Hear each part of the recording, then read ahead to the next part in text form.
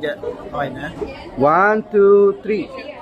Ay po, ako nga po pala si Justice Yanti Banzuela from the National Resource and Logistics Management Bureau.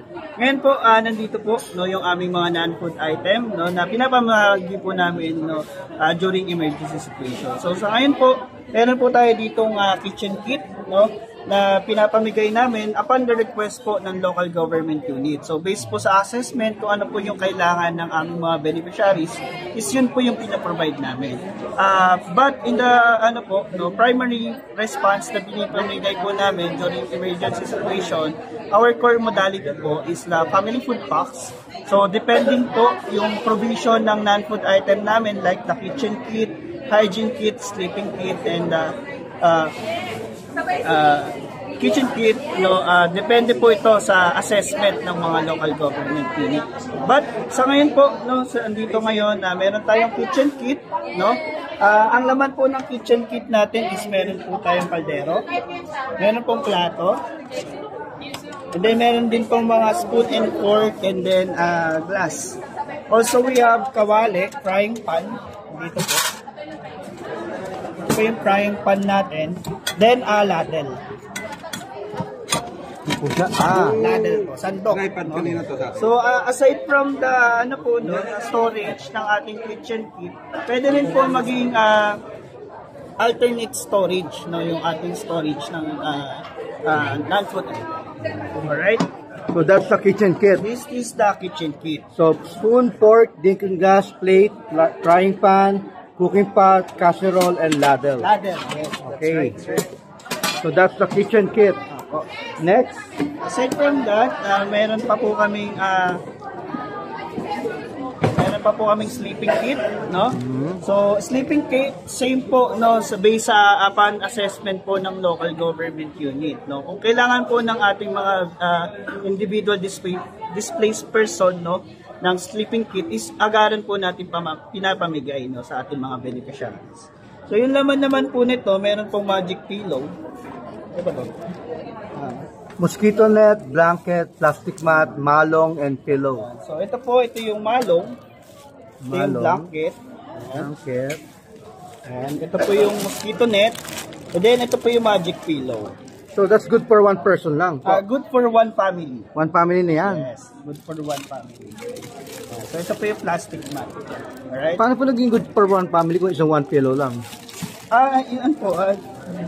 Based naman po din sa available funds in the government. So hindi naman din natin matatansya kung ilan yung number of families na ipapamigay na number of families na affected during emergency. So provision po nito is good for one family po talaga isang kit natin.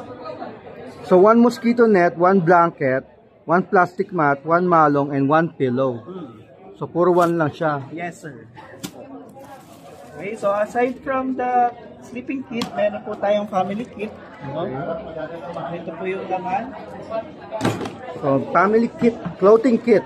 Yes, clothing kit. But towel, ladies panty, girls panty, men's brief, boys brief, sando bra, adults sando bra girls, adults t-shirt, children's t-shirt, adult short, children's short, adult slippers, and children's slippers. So ito po yung laman. Yan. Ayan. Hindi, ano ba? One item per sa list? Like slippers. Hindi po, tatlo yata slippers yan. Pairs po. Meron tayong 5 pairs. 5 pairs for one family rin. Slippers. So tatlong for children, dalawa for adults. Yes. Tama. Okay. And then ganun din sa shorts. Sa mga t-shirts. So lima rin yan. Meron tayong for adult, meron din tayong for kids. Dalawa again per adults and then tatlo per kids. Okay. Then meron tayong mga undergarments. So same lang din naman po for kids and also for adults. So in this case, parang lima per ano. Yes, sir. Okay. So may sando bra. Then meron tayong bath towel. So again, lima rin yan. Bath towel. And then same with t-shirt and then shorts. And shorts. Okay. Then for our last item, we have hygiene kit. Sige, asama nyo na rin natin. Ay, di nabuksan na pala yan. Oo. Isama mo na rin para ano, para kompleto na. So kanina, anyway, nakita ko ito kanina, pero at the same, pakita na rin natin. Para isang set na kayo, sir. Ayan. So ito naman po, no, yung kumbaga pangalawang binibamigay din namin, no, parang pinaka secondary na kailangan ng mga beneficiaries natin during emergency. So ito po hygiene kit, no, composition nito mga for toiletries. Meron po tayong tabo. Ayan, mga toothbrush, toothpaste, sanitary napkin, supply, then mga bath soap.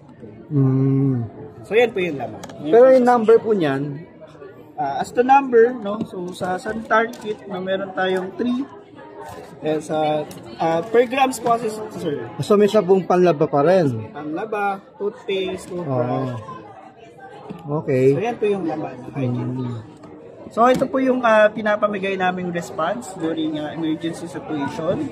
No, ito pong mga non-food item namin is based po sa assessment, no, ng local government unit kung ano pa yung kinakailangan ng aming mga beneficiaries. Sir, one last question. Nabanggit, naturuan kayong Angels in Red Vest. Di ba ang, halimbawa yung, what is this? Yung other wearing also red? Sa Red Cross, they're also wearing red, di ba? Ang color ba ng DSWD is red? Yes po, red po talaga. Okay. So, pwedeng Angels in Red Vest also includes the Red Cross, di ba? Hindi po. So, particularly, no, si DSWD were been named by our previous Secretary Rolando Celito Bautista. No, so we're a silent worker po, no, ng department, no, providing immediate response during disaster. So Secretary Bautista called us Angels in Red Vest, which was officially called by the present Secretary Rex Gatchalian. No? So yun po yung kumbaga naging bansag, no, ng aming secretaries, Angels in Red Vest. Kumbaga based from sinabi ng previous secretary. Yes, no, and then adapted by present Secretary Rex. Yes, sir. Okay, sir. Thank you. Alright, thank you so much po. Ayun.